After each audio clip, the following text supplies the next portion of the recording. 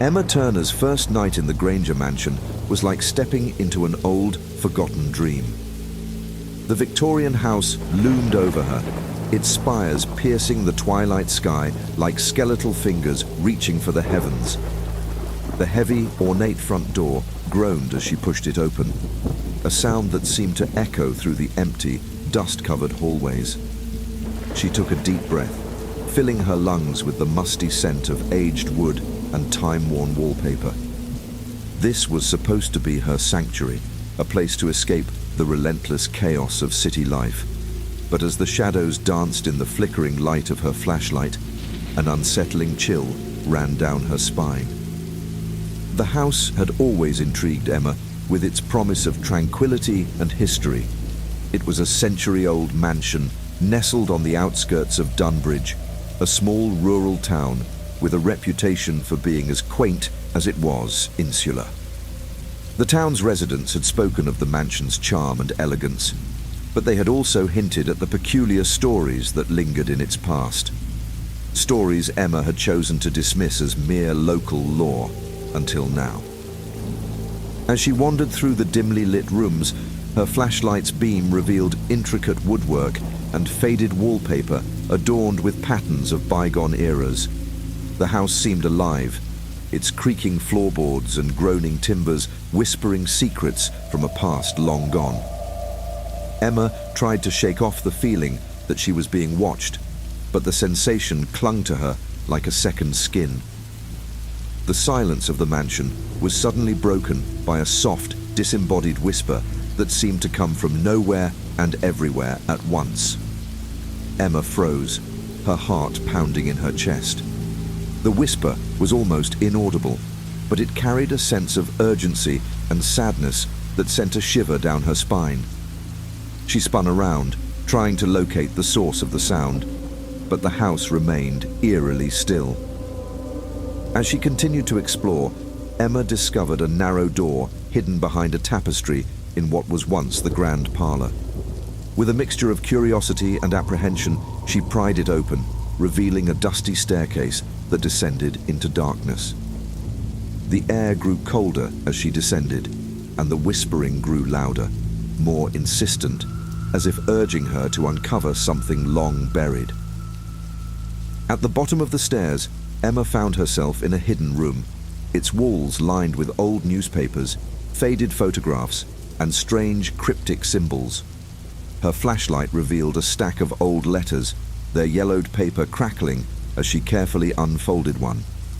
The letter was addressed to a Margaret, and its contents spoke of betrayal, fear, and a desperate plea for escape. Emma's eyes widened as she read the final lines. "The truth lies within the walls. Do not trust the echoes." Determined to uncover the truth, Emma began to investigate the mansion more thoroughly. She found more hidden rooms and cryptic messages, each one adding pieces to a puzzle that seemed to grow more complex with every discovery. The whispers grew more frequent and intense, sometimes even taking on a mournful, pleading tone that echoed through the hallways. One evening, as Emma was exploring the mansion's attic, she stumbled upon an old diary. The diary belonged to Eleanor Granger, the mansion's last resident. The entries revealed a woman tormented by accusations and a family torn apart by dark secrets.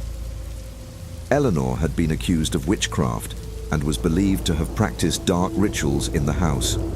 Her writing spoke of her growing paranoia and fear, and the final entry ended abruptly with a chilling message: "They will never let me rest." Emma's research led her to the town's historical archives, where she uncovered more about Eleanor's tragic fate.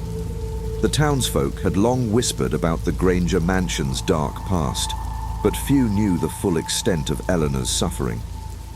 She had been driven to madness by the false accusations and had vanished under mysterious circumstances. Determined to put the restless spirit to rest, Emma sought the help of a local historian who specialized in the town's supernatural lore. Together, they pieced together the final clues and discovered that Eleanor's spirit was trapped, bound by the unresolved grievances of her past. The mansion itself seemed to be a conduit for Eleanor's anguish, and the echoes Emma had been hearing were attempts to communicate the truth. In a climactic confrontation, Emma faced Eleanor's ghost in the mansion's grand hall. The spirit appeared as a sorrowful figure, her eyes filled with an unfulfilled longing. Emma spoke to Eleanor, offering her empathy and understanding, and promised to share her story with the world. As she spoke, the haunting whispers grew softer, and the oppressive atmosphere began to lift. With Eleanor's spirit finally at peace, the mansion's eerie echoes ceased, and the house seemed to breathe a sigh of relief. Emma remained in Dunbridge, her experience with the Granger mansion becoming a part of the town's history. She had uncovered the truth behind the echoes and had given a lost soul the rest it had sought for so long. The Granger mansion, now free from its haunting past, stood as a testament to the power of confronting and reconciling with the past. Emma's journey had not only brought closure to Eleanor, but had also given her a deeper understanding of her own need for healing and peace. The echoes of the unseen had finally been silenced, leaving behind a legacy of truth and redemption.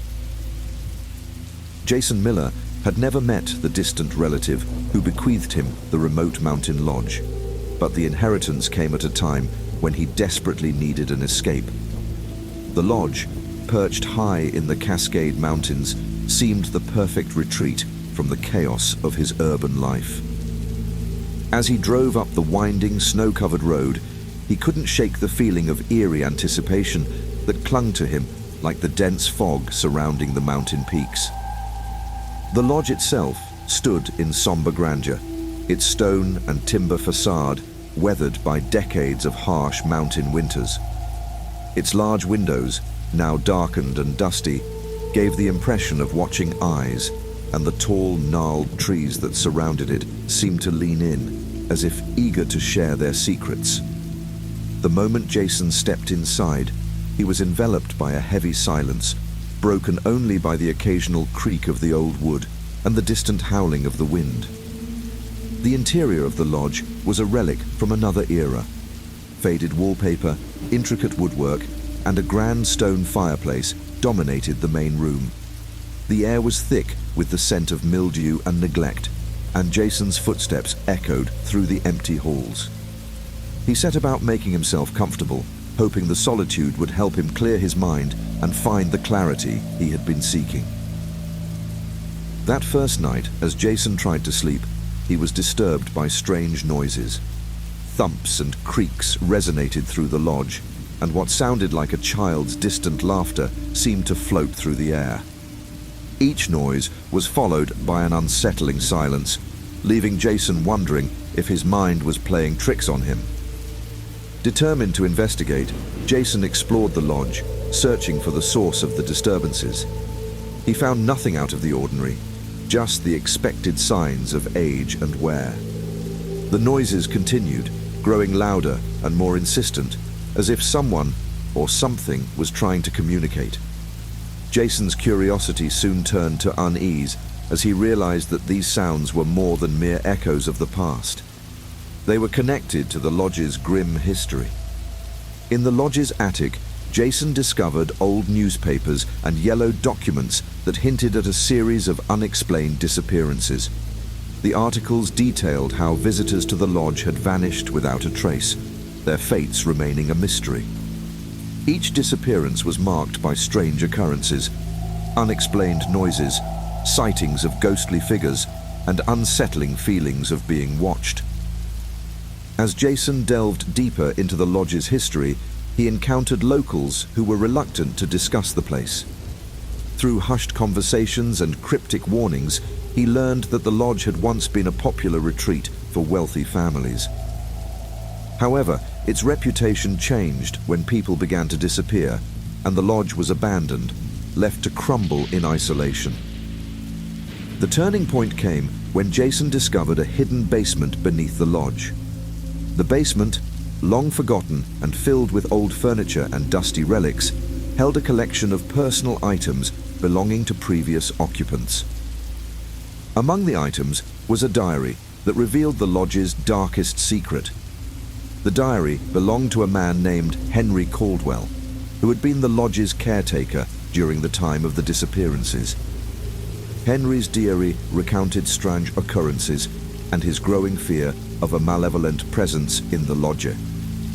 He wrote of eerie whispers, a child's laughter, and a feeling of being constantly watched. His final entries were frantic and filled with desperation, hinting at a dark entity that thrived on fear and despair. The climax of the story came on a stormy night when Jason faced the malevolent entity head-on. As the storm raged outside, the lodge seemed to come alive with a fury of its own. The thumps and creaks became a cacophony of terror, and the child's laughter turned into a chilling, mocking tone. Jason confronted the entity in the lodge's grand hall, where the air was thick with malevolent energy. The entity revealed itself as a twisted, dark form that fed on the fear and anguish of those who entered the lodge. It was the manifestation of the unresolved fears and traumas of those who had disappeared. Jason, armed with the knowledge he had uncovered, faced the entity with a mixture of fear and resolve. He used the diary's revelations to challenge the entity, confronting it with the truth and his own inner fears. In a dramatic confrontation, Jason managed to weaken the entity by confronting his own fears and accepting the truth of the lodge's dark past. As the entity's grip on the lodge weakened, the noises ceased and the oppressive atmosphere lifted.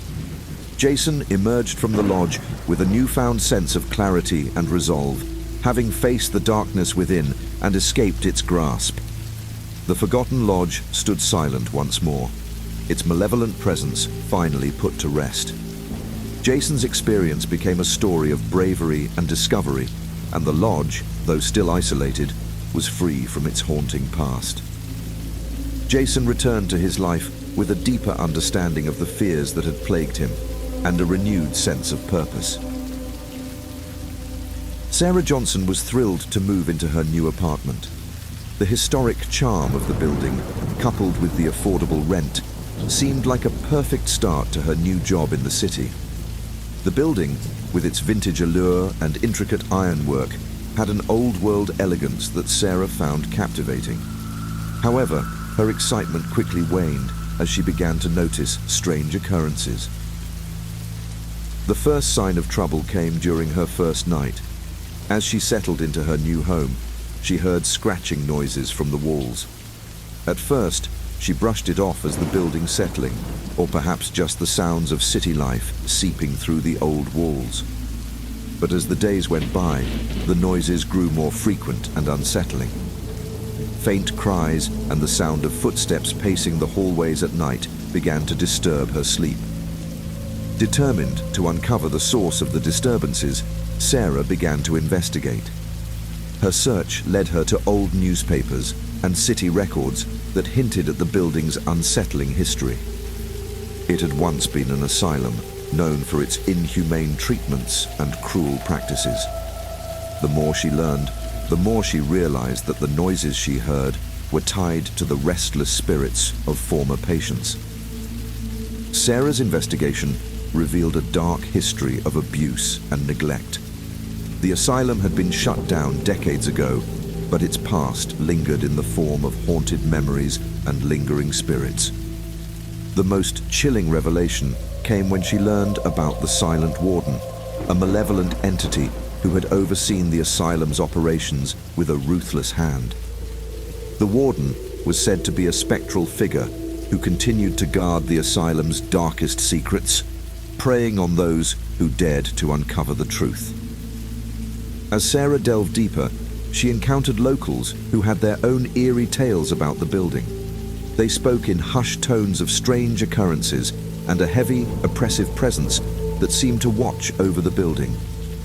Some had moved out after experiencing terrifying phenomena, while others remained, haunted by their experiences. One evening, while researching at the local library, Sarah met a historian who had studied the asylum's history. He warned her about the Silent Warden and the dangers of probing too deeply into the building's past. According to the historian, the warden was a guardian of secrets, and its presence was tied to the spirits of the asylum's former patients. The warden's role was to ensure that the truth remained buried, using fear and manipulation to maintain its control. As Sarah continued her investigation, the disturbances in her apartment intensified. The scratching became more frantic, the cries more desperate, and the footsteps more insistent. The warden's presence seemed to grow stronger, and Sarah felt as though she was being watched constantly. Her safety was threatened as the entity began to directly confront her, manifesting in chilling ways. One night, as a storm raged outside, Sarah experienced a terrifying encounter with the Silent Warden. The entity appeared as a dark, shadowy figure with an eerie silence that was suffocating. The warden's presence was oppressive, and Sarah felt an overwhelming sense of dread.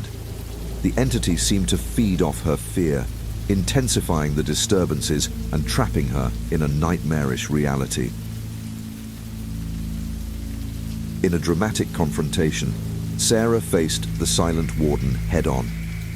Armed with the knowledge she had uncovered about the asylum's past, she confronted the entity with the truth. She spoke of the injustices and cruelty that had occurred within the asylum's walls, challenging the warden's control and refusing to be intimidated.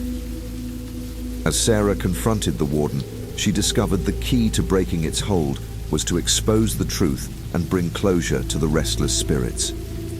She performed a ritual to honor the spirits of the former patients and to release them from their torment.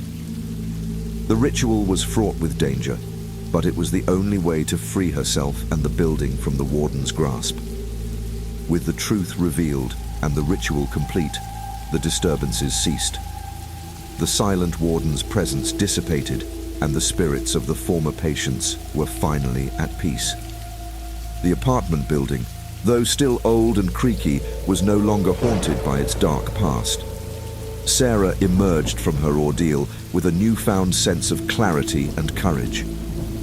The Silent Warden became a story of bravery and redemption, with Sarah's confrontation of the darkness serving as a testament to the power of facing one's fears and uncovering the truth. The building, though still holding the echoes of its past, was freed from its malevolent guardian, allowing Sarah to move forward with her life and her new job. The echoes of the past may have been silenced, but the darkness lingers. We hope you survived the chilling journey through our tales of terror. If you enjoyed the fright, don't forget to like, comment, and subscribe for more bone-chilling stories. And remember, the shadows never truly disappear. They simply wait for the next soul to cross their path.